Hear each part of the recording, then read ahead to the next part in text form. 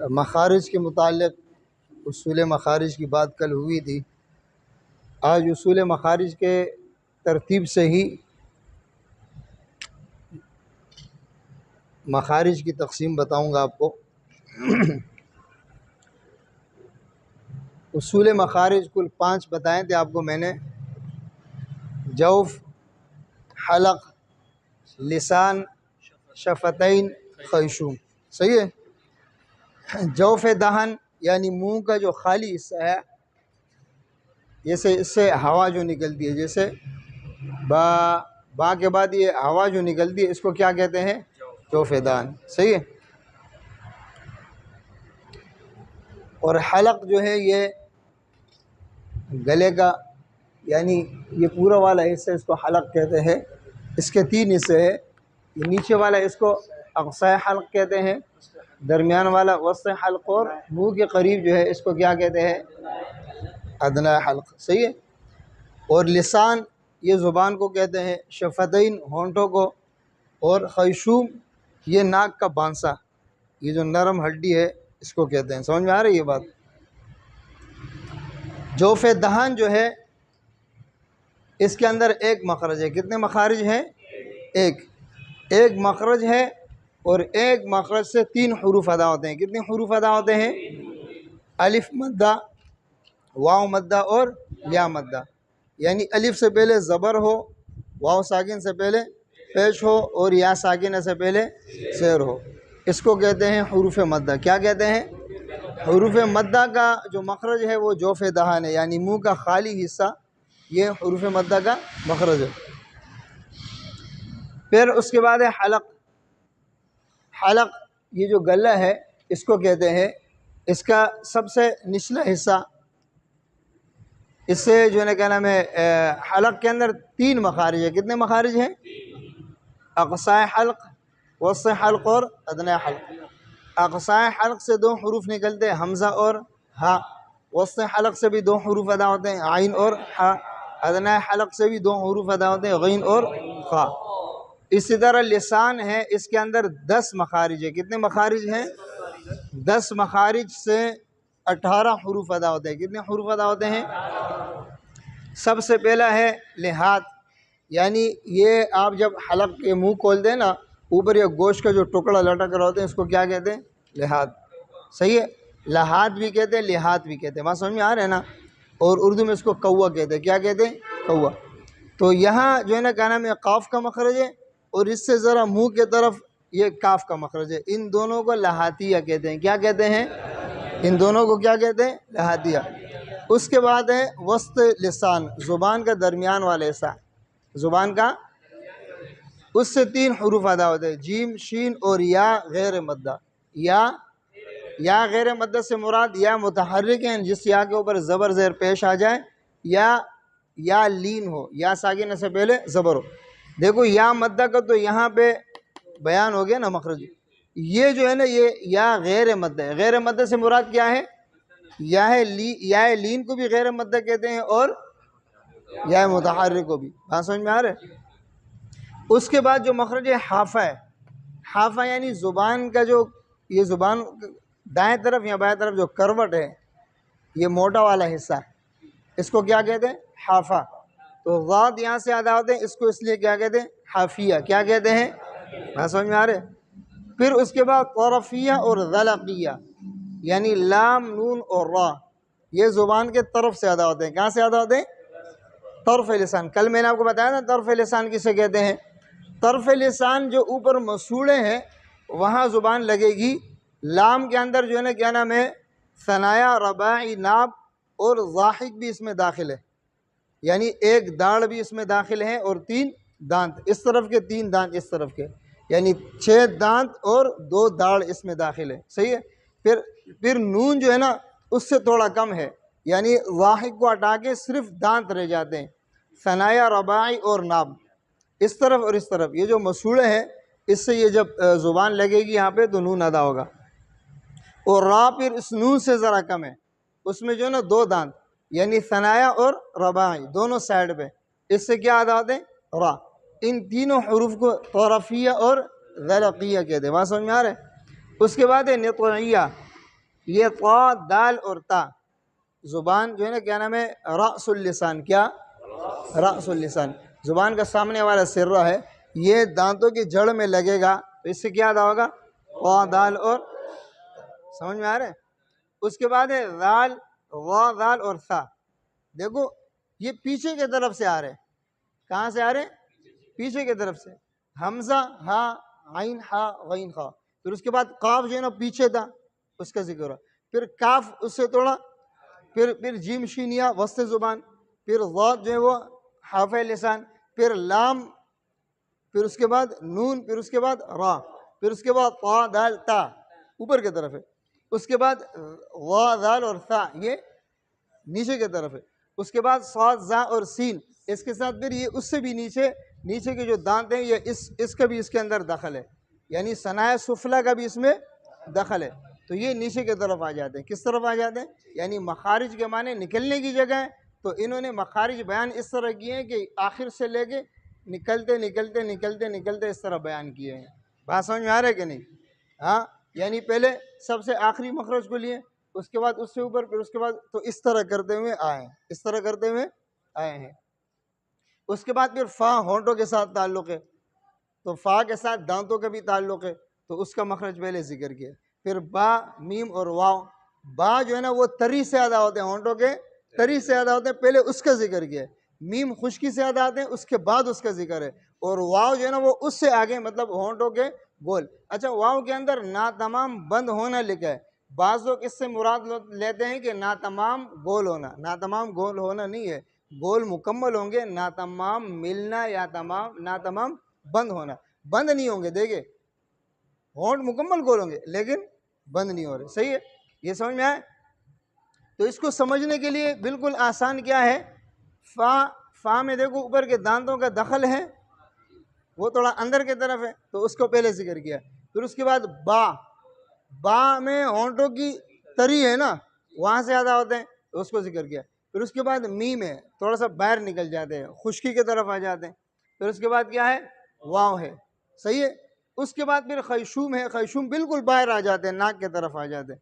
میم اور نون، یعنی میم کے اندر جو غنہ آنی پائے جاتے ہیں نا، اس کا ذاتی غنہ میم اور نون ساکن کے اندر، یہ وہ غنہ مراد ہے. سمجھ میں آ رہے کہ نہیں آ رہے؟ سمجھ گئے؟ اب ادھر دیکھیں، میں آپ کو یہ تمام مخارج میں نے بیان کیے. صحیح، بالکل آسان انداز میں.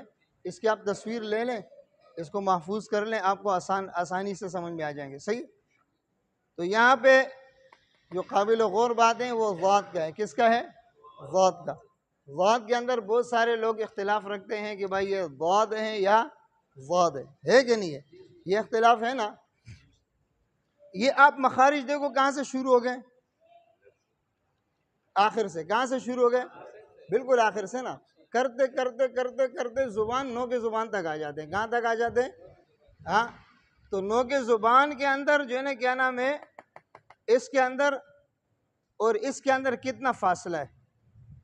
یعنی ضاد جو ہے وہ حافظ لسان سے.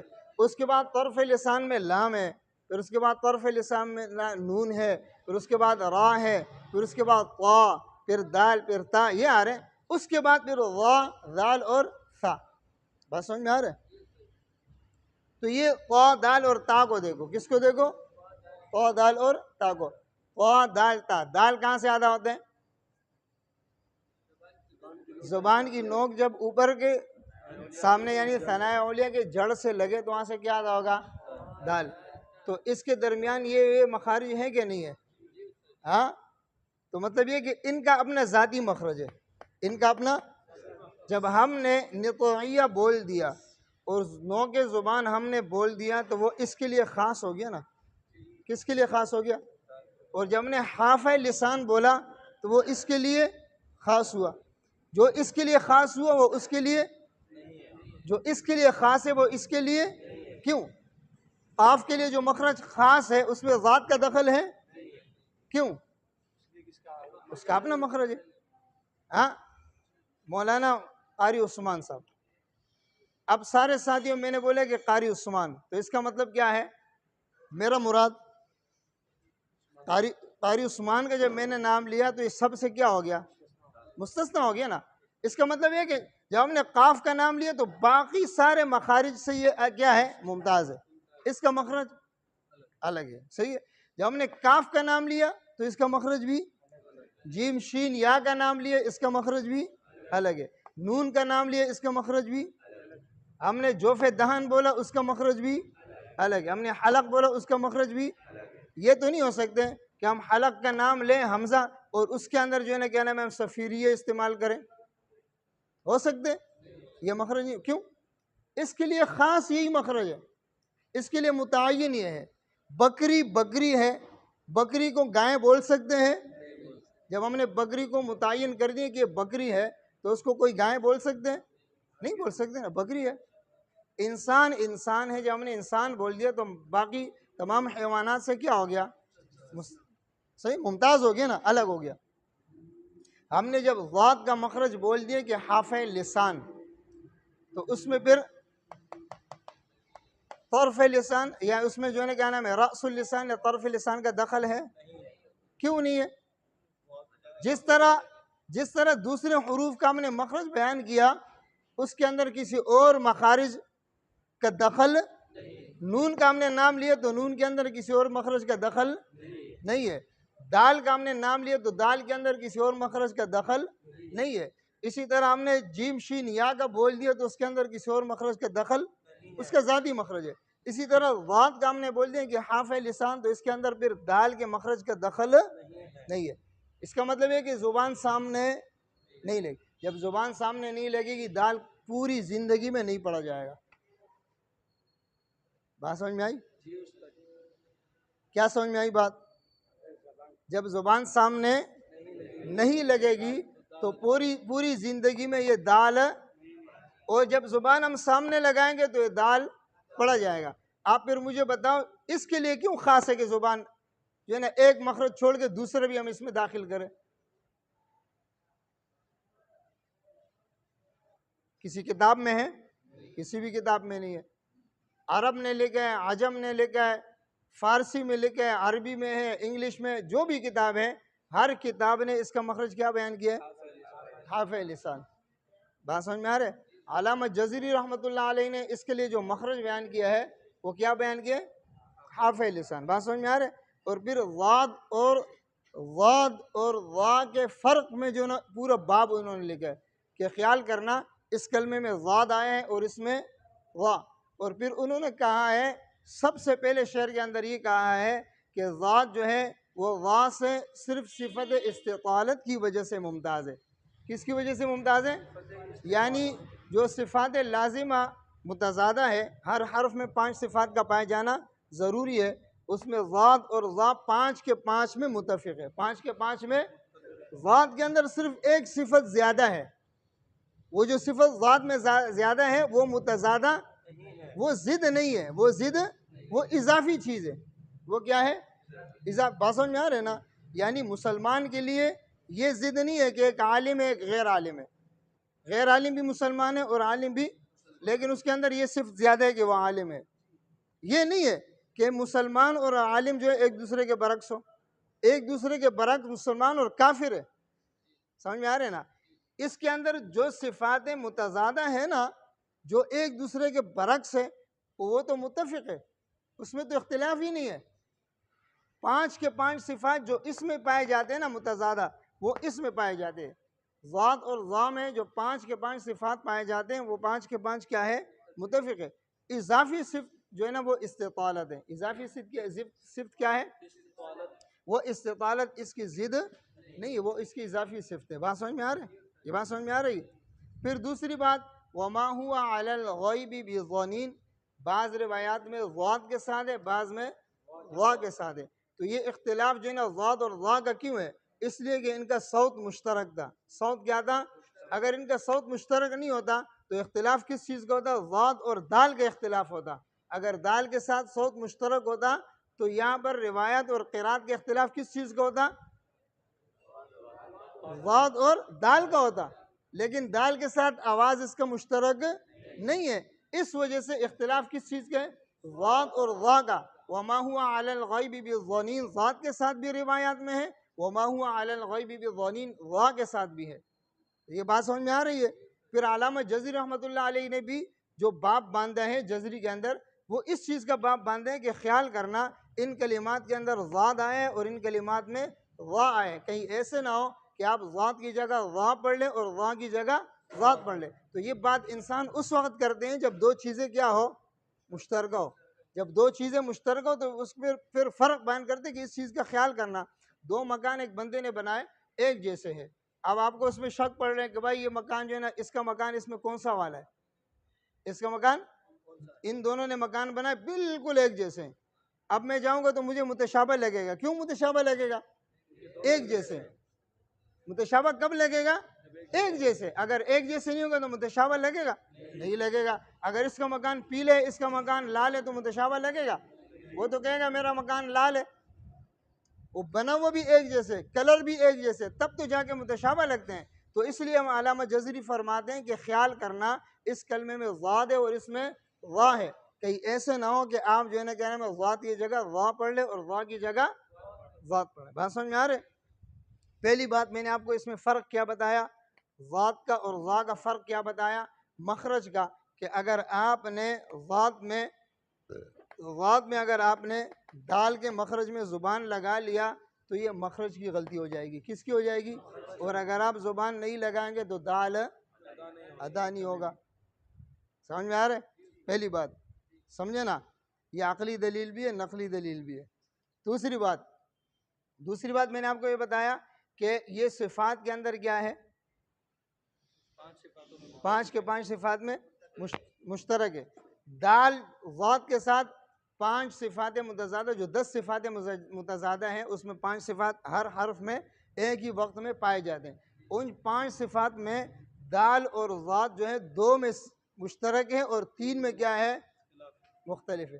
2 میں مشترک ہے اور 3 میں مختلف ہے۔ تو صفات لازمہ میں بھی ذات اور دال 3 میں کیا ہے؟ مختلف ہے، 2 میں مشترک ہے، متفق ہے۔ بات سمجھ میں آ رہی؟ 2 باتیں ہو گئی۔ تیسری بات میں نے علامہ جزری رحمۃ اللہ علیہ کی دلیل آپ کو دی کہ وہ آپ کہہ رہے ہیں کہ بھائی اس چیز کا خیال کرنا کہ ذات اور ذا یہ کلمات ذات کے ہیں اور یہ ذا کے ہیں، اور شروع شعر کے اندر کیا کہتے ہیں کہ ذات جو ہے وہ ممتاز ہے ذا سے صفت استطالت کی وجہ سے۔ کس کی وجہ سے؟ ہاں، کیوں کہہ رہے ہیں ذا کا ذکر کیوں کر رہے ہیں؟ فرق ذات اور ذا کا کیوں بیان کر رہے ہیں؟ اگر یہ صوت دال کے ساتھ مشترک ہوتا تو فرق دال اور ذات کا بیان کرتا نا، صوت ذا کے ساتھ مشترک تھا اس لیے انہوں نے ذات اور ذا کے فرق کا بات باندھا ہے۔ بات سمجھ میں آ رہے؟ چوتھی دلیل میں نے آپ کو کیا دی؟ وما هو علی الغیب بضنین اور بضنین، یہ بعض روایت میں ذات کے ساتھ ہے، بعض میں ذا کے ساتھ ہے۔ تو ان میں روایات میں اختلاف کیوں آیا؟ اس لیے کہ صوت مشترک تھا۔ صوت کیا تھا؟ اگر صوت مشترک نہیں ہوتا تو اختلاف آتا؟ کبھی بھی نہیں آتا۔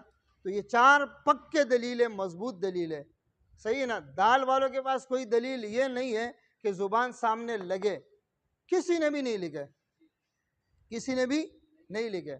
علامہ جزری نے بھی کیا لکھا ہے؟ وَالضَّادُ مِنْ حَافَدِهِ اِذْ وَلِيَا لَذْرَاسَ مِنْ اَيْسَرَ اَوْ يُمْنَاهَا۔ وَالضَّادُ مِنْ حَافَدِهِ اِذْ وَلِيَا، ضاد حرف لسان سے ادا ہوتے ہیں جب وہ اس سے لگ جائے، جب وہ اس سے لگ جائے۔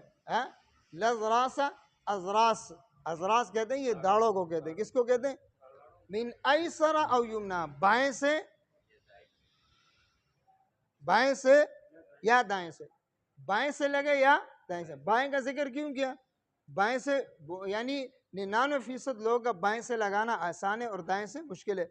دوسرے جو ہے کیا نام ہے، یہ شعر جو ہے نا دوسرے طریقے سے بھی ہے، لذراس من ایسر و یمناہا، دائیں اور بائیں سے، ایسر و یمنا، دائیں اور بائیں سے، دونوں سے ایک ساتھ نکالنا بھی صحیح ہے۔ اب جب آپ داڑھ دونوں سے ایک ساتھ نکالیں گے تو اگر آپ سامنے زبان لگائیں گے نا تو آپ کی زبان سکڑ جائے گی۔ کیا ہو جائے گی؟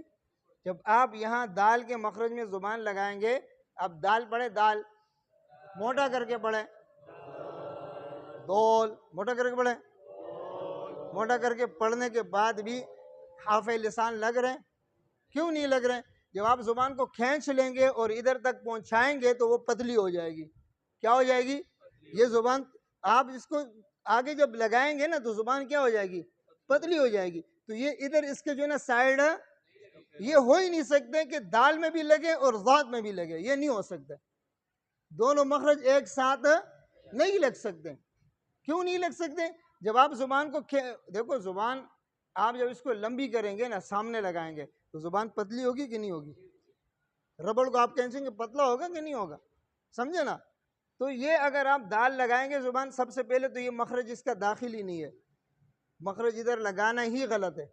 دوسری بات اگر آپ سامنے لگا رہے ہیں تو اصل مخرج جو ہے نا کیا نام ہے وہ فوت ہو جائے گا. اصل مخرج سے بات سمجھ میں آ رہی؟ تو یہ کبھی بھی ایسے ہو نہیں سکتا ہے کہ ضاد میں اچھا ضاد میں نا سائڈ میں بھی زبان لگے دونوں پہ اور سامنے بھی لگے. یہ ہو نہیں سکتے. جب یہ نہیں ہو سکتے ہیں تو پھر اس کو حافیہ کیوں کہتے ہیں؟ اس کو پھر کیا نطعیہ کہنا چاہیے تھا نا, یا حافیہ و نطعیہ کہنا چاہیے تھا. اس کا نام پھر ایسے ہونا چاہیے تھا اگر سامنے بھی لگتے ہیں زبان. دیکھو یہ کاف ہے نا, کاف اور قاف مخرج میں تھوڑا فرق ہے. مخرج بالکل الگ ہے. کاف کا مخرج الگ ہے شمار کیا ہے اور قاف کا الگ شمار کیا, لیکن دونوں کو کیا کہتے ہیں؟ کیوں لحاظ کہتے ہیں ان کو؟ لحاظ کے قریب سے ادا ہوتے ہیں نا. ہاں سمجھے, لام نون اور را الگ الگ مخرج ہے لیکن قریب قریب ادا ہو رہے. ان تینوں کو کیا کہتے ہیں؟ یہ ایک ہی مخرج سے ادا کیا کہتے ہیں ان کو؟ ذات حافظ سے ادا ہوتے ہیں. تو یہ جیسے جیم شین یا کو شجریہ کا ہے نا, تو ادھر طا دال تا کے ساتھ ذات کو بھی کیا کہا جاتا؟ ہاں نطعیہ کہا جاتا نا. کیوں نہیں کہا گیا؟ یہ مخرج اس کا ہے ہی نہیں. بات سمجھ میں آ رہی ہے؟ یہ بات آپ کو سمجھ میں آ گئی؟ ہمارے لیے کسی کا پڑھنا دلیل نہیں ہے. ہمارے لیے جو ہے کیا نام ہے دلیل وہ ہے جو قرآن کریم حضور علیہ السلام سے ہم تک پہنچا ہے اور جو کتابوں نے اس کے مخارج اور صفات لکھے ہیں. بات سمجھ میں آ رہی ہے؟ اللہ رب العزت اس پر عمل کرنے کی توفیق دے.